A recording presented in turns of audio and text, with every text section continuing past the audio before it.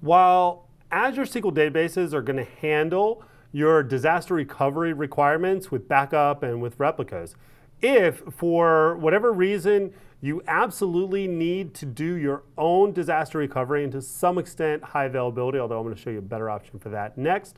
All right, there are options that you have for being able to get copies of your Azure SQL database. Right? One thing you can do is you can use the database copy feature. That allows you to create a one-time copy of a database. It's going to be copied within the same region, and once it's copied, it is disconnected. Right? So maybe, for example, you're about to perform a large-scale data load into your database, and you just want to keep a quick, simple copy available prior to that data load. You could do that. All right? And there's, of course, for whatever reason you have, that's just one example.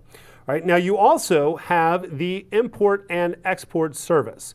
The import and export service uses something called a backpack. And a backpack is one of the two variants of a data tier application. It's the variant that includes the data with the structural definition. Right? And so you can actually import that and export that. You can do it either automatically on a schedule that you would write automation script to do that, or you can do it, of course, manually as well. All right? And so that's going to allow you to take data both out of your Azure SQL database or put it into it. And then that's going to give you a kind of your own minimal, as it says, HADR, high availability disaster recovery option.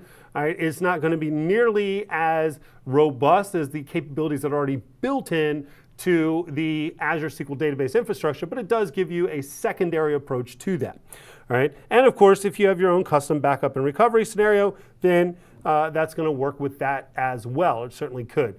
But again, I would encourage you from an architectural standpoint, if you're using an Azure SQL database, to use the Azure SQL database to its best ability.